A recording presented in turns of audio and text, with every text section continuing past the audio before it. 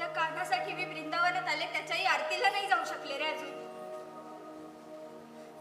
वासू तिथे ना ती लोक असतात रे. ती लोक सतत माझ्याकडे बघतात, मला बोलतात, मला जज करतात. त्या लोकांमध्ये माझ्यामध्ये फरक आहे वृंदा. अगं मी 3 वर्ष थांबलो त्यासाठी.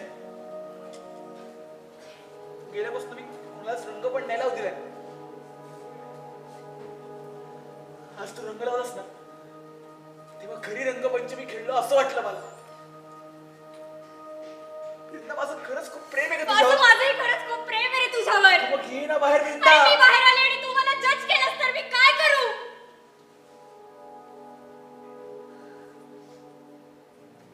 जज करीन तुला.